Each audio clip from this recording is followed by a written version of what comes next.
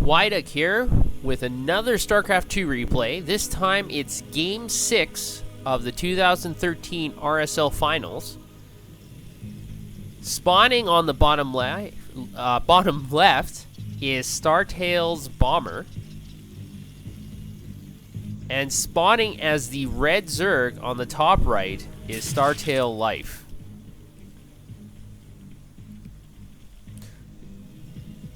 So for Game 6, this map is not a funky Fruitland map or some other custom map. It's going to be just your good old-fashioned Whirlwind. And if you didn't catch it, Bomber came back. He was down 3-1. He was able to win a macro game last game, so now he's behind 3-2. Bomber will have to win 2 more games in a row to take the championship. Life still has to only get 1 more game to get the championship. He had 3 chances, and now he has 2 more. So I don't think Life wants to prolong this to 7 games. Obviously, he wants to end this as soon as possible, claim the silverware, get the money, and get out. And Bomber does have a tough hill to climb, as most of the macro games have gone Life's way.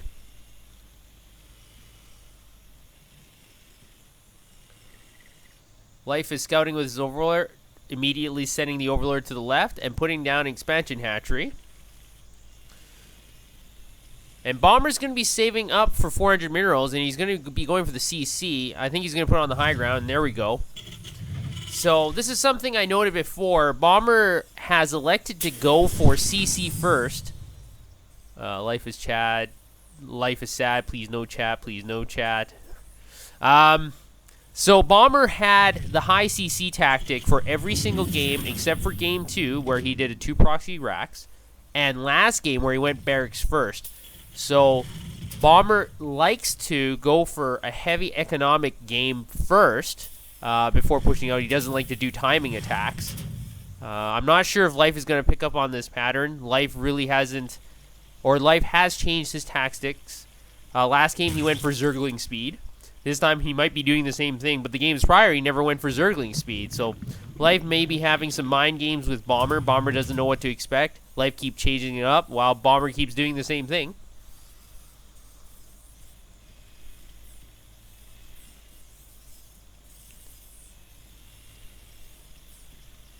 Interesting as well as last game, Bomber went for the 3rd command center right away, and he was able to use those extra resources to defeat Life. So that was a little bit different. He had 400 resources, and now he's building a bunker. He's getting the orbital command up for both command centers, pumping out some Marines. Life is researching Zergling speed, and so he will have early map control. The Overlord is going to be heading down to the bottom left as he was not able to see anything at the top left. And Bomber's SCV is going to be able to scout out Life's position.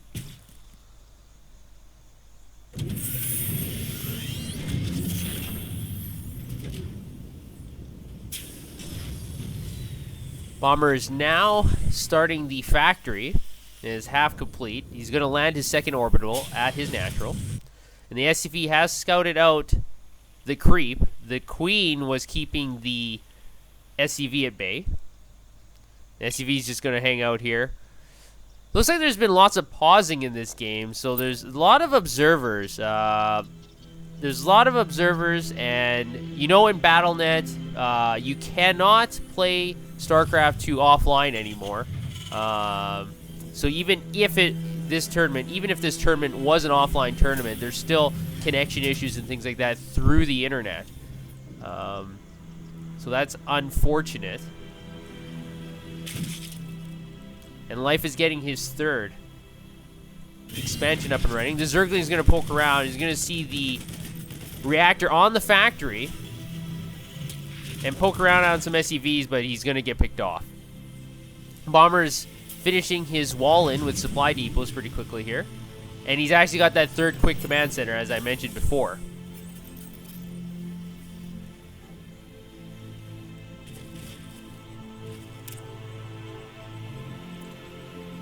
Bomber is getting stim, and he is continuously producing Hellions as well. So I'm not sure how well those Hellions will deal with Zergling speed.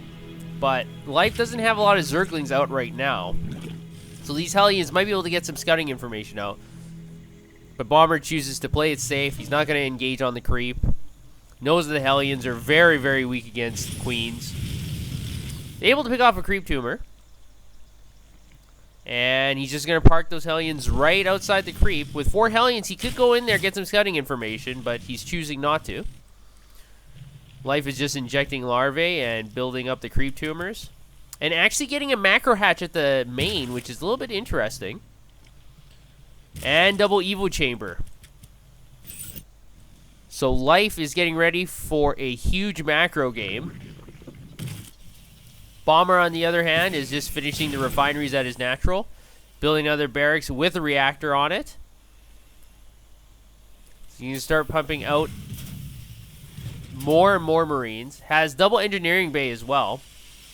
So there's not going to be an upgrade advantage. These 4 Hellions in here. At the third, able to burn a few Zerglings. The Hellions have to be careful here. This one might get picked off. So Bomber was able to see the third. Able to pick off a few Zerglings. And now, oh, this is an interesting tactic. With a 15 supply lead, Life is going to go up to the bottom of the map. And is going to come back down in a triangle formation. And I think he's going to try and go for a surprise attack to go around the Hellions. The Hellions are hanging around the Xel'Naga Tower in the middle of the map. And it's not that useful. And the tower is not going to be able to detect this, as half the Zerglings are turning into Banelings. So this is going to be very, very interesting. As Bomber does not know what is going on. He has 2 mines and he has about 10 Marines behind the bunker.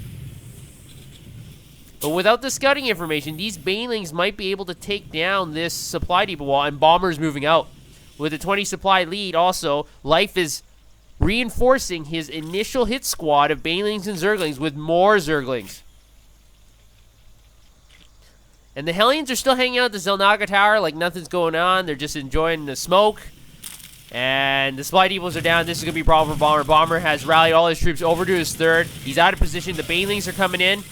The Banelings, oh, the Banelings are hanging back, actually. The Zerglings are going to get full surround. The bunker goes down, and now the Zerglings and Banelings are into the natural.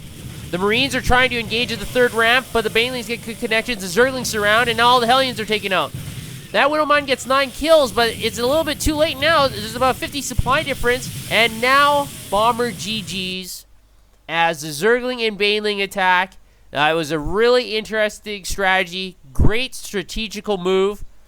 Life moved his Zerglings over to the top of the map and over behind to the left side of the map to go around the Xel'Naga Tower, which is very interesting. That's a very good move. I mean, most players might just send them directly through the center of the map, but with the Xel'Naga Tower in the center of the map, you can see everything, especially because of a cross position. So if Life is going to send units into Bomber's base over from his initial position, the Xel'Naga Tower will be able to detect it. Instead, he goes all the way around in a U-shape, in a horseshoe shape, is able to form Banelings over at Bomber's possible third or fourth, gets another reinforcement contingent, and picks off the bunker. All the units are over at Bomber's third. They're out of position. Banelings get good connections. The Zerglings surround the bunkers. The Marines can't do anything. And that was a great move by Life. And because of that, Life is your RSL 2013 champion as he defeats Bomber 4-2.